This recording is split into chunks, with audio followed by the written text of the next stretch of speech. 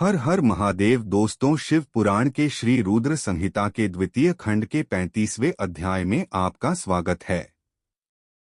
हमारी आपसे प्रार्थना है कि शिव पुराण की कथाएं अपने बच्चों को अवश्य सुनाएं।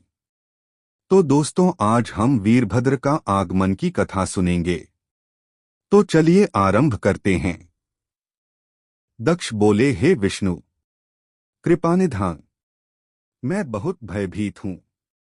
आपको ही मेरी और मेरे यज्ञ की रक्षा करनी है। प्रभु, आप ही इस यज्ञ के रक्षक हैं। आप साक्षात यज्ञ स्वरूप हैं। आप हम सब पर अपनी कृपा दृष्टि बनाइए। हम सब आपकी शरण में आए हैं। प्रभु, हमारी रक्षा करें ताकि यज्ञ का विनाश न हो। ब्रह्मा जी कहते हैं, हे मुनि नारद। इस प्रकार जब दक्ष ने भगवान विष्णु के चरणों में गिरकर उनसे प्रार्थना की, उस समय दक्ष का मन भय से बहुत अधिक व्याकुल था।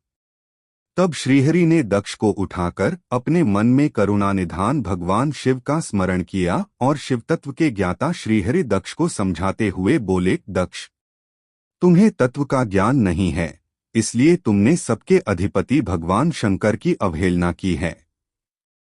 भगवान की स्तुति के बिना कोई भी कार्य सफल नहीं हो सकता। उस कार्य में अनेक परेशानियां आती हैं। जहां पूजनीय व्यक्तियों की पूजा नहीं होती, वहां गरीबी, मृत्यु तथा भय का निवास होता है। इसलिए तुम्हें भगवान शिव का सम्मान करना चाहिए। परंतु तुमने महादेव का सम्मान और आदर सत्कार नहीं किया, अपितु तुमने उनका घोर अपमान किया है। इसी के कारण तुम्हारे ऊपर घोर संकट के बादल मंडरा रहे हैं। मैं तुम पर छाए इस संकट से तुम्हें उबारने में पूर्णतः असमर्थ हूँ। ब्रह्मा जी कहते हैं, नारद, भगवान विष्णु का वचन सुनकर दक्ष सोच में डूब गया। उसके चेहरे का रंग उड़ गया और वे घोर चिंता में पड़ गए। तभी भगवान शिव द्वारा भेजे गए गणों सहित वीरभद्र और महाकाली का उनकी सेनाओं सहित उस यज्ञशाला में प्रवेश हुआ। वे सभी महान पराक्रमी थे। उनकी गणना करना असंभव था। उनके सिंहनाद से सारी दिशाएं गूंज रही थीं। पूरे आसमान में धूल और अंधकार के बादल छाए हुए थे। पूरी पृथ्वी पर्वतों, वनों और काननों सहित कांप रही थी। समुद्रों में ज्वार भाटा उठ रहा था। उस विशालकाय सेना को देखकर समस्त देवता आश्चर्यचकित थे।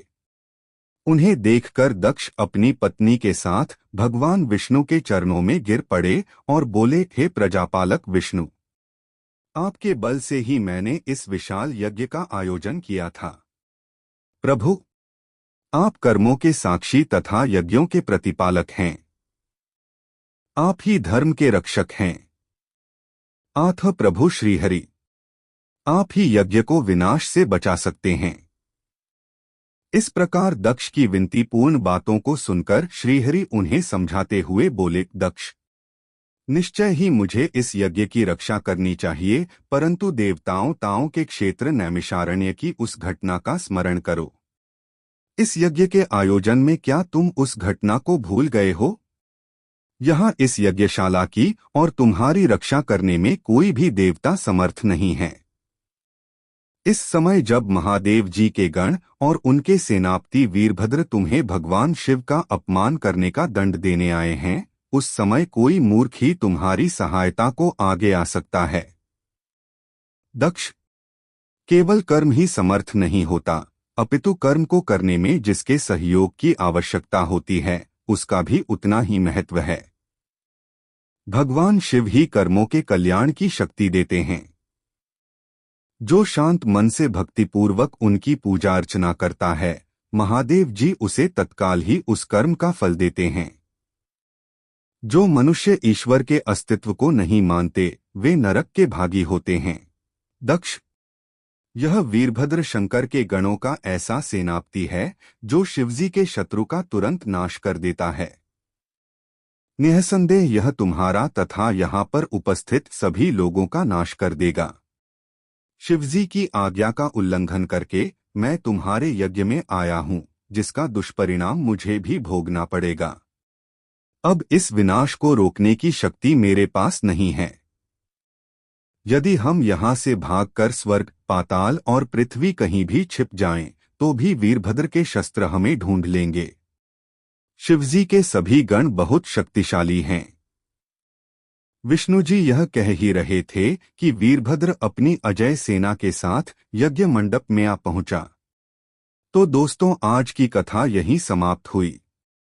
शिव पुराण की और भी कथाएं सुनने के लिए हमसे जुड़े रहे तथा हमारे चैनल को सब्सक्राइब अवश्य करें। हर हर महादेव।